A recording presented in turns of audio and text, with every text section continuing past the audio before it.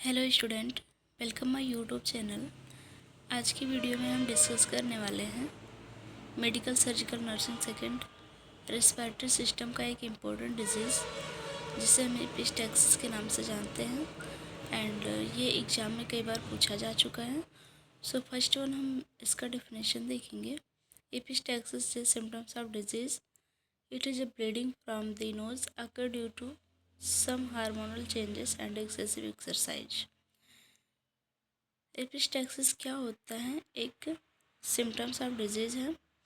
It is a bleeding from nose occur due to some hormonal changes and excessive exercise. Epistaxis की condition में क्या होता है? Person को नोज ब्लीडिंग होती है hormonal changes and excessive exercise की वजह से। एक बार हम डेफिनेशन फिर से डिस्कस करेंगे। एपिस्टैक्सिस एक सिम्टम्स ऑफ डिजीज होता है। एपिस्टैक्सिस की कंडीशन में पेशेंट को नोज ब्लीडिंग होती है। उसका कॉजेज हो सकता है हार्मोनल चेंजेस या फिर excessive exercise.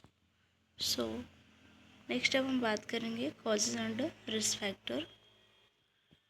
Excessive weight lifting. Excessive weight lifting की वजह से भी नोज ब्लीडिंग होने के रिस्क होता है। एंड हाइपरटेंशन की कंडीशन में भी नोज ब्लीडिंग होने का रिस्क होता है। नेक्स्ट है सीवियर हेडेक। सीवियर हेडेक के कंडीशन में भी नोज ब्लीडिंग होने के चांसेस होते हैं। Excessive intake of vitamin C products. कोई ऐसा पर्सन जो कि विटामिन सी प्रोडक्ट्स को एक्सेसिव मात्रा में इंटेक कर रहा है तो उससे भी नोज ब्लीडिंग होने के चांसेस होते हैं। Head injury. हेड इंजरी की वजह से भी नोज ब्लीडिंग हो सकता है, जैसे कि किसी पर्सन को हेड में भारी चोट लगना, ये रिस्क हो सकता है नोज ब्लीडिंग का। देन है नेजोफेरेंजियल इन्फेक्शन। नेजोफेरेंजियल इन्फेक्शन की वजह से भी नोज ब्लीडिंग होने के चांसेस होते हैं। नेक्स्ट है severe otitis media. Severe otitis media की कंडीशन में एपिस्टैक्सिस होने के चांसेस होते हैं। नेक्स्ट पॉइंट है environmental changes, cold and hot. Environment change होने की वजह से भी कभी कभी नोज ब्लीडिंग देखने को मिल सकता है। नेक्स्ट अब हम डिस्कस करेंगे causes and risk factor. So first है अनयूजुअल नोज ब्लीडिंग। पेशेंट को अनयूजुअल नोज ब्लीडिंग होगी, डिस्कम्फर्ट होगा, लैक ऑफ नोज ब्रीथिंग, वो नोज से प्रॉपर ब्रीथ नहीं कर पाएगा, एजिटेशन, पेशेंट घबराहट फील करेगा एंड उसको हेडेक होगी। नेक्स्ट है ड्राउजीनेस, थका थका सा महसूस करेगा।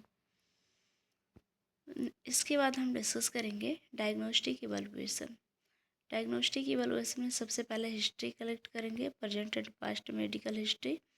पेशेंट से सबसे पहले हम present and past medical history लेंगे। देन हम फिजिकल एग्जामिनेशन करेंगे। Then nasopharyngeal scope examination. Nasopharyngeal scope examination infection को पता करने के लिए कर सकते हैं। ब्लड टेस्ट करेंगे, CSF pressure test, sodium and potassium test.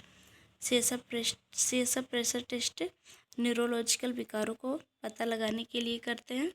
And sodium and potassium test blood में इलेक्ट्रोलाइट लेवल को मेजर करने के लिए हम सोडियम या पोटेशियम टेस्ट करते हैं। ब्लड में इलेक्ट्रोलाइट मेजर करने के लिए सोडियम एंड पोटेशियम टेस्ट करते हैं। नेक्स्ट अब है मैनेजमेंट। मैनेजमेंट में सबसे पहले हम मेडिकल मैनेजमेंट देखेंगे। मेडिकल मैनेजमेंट में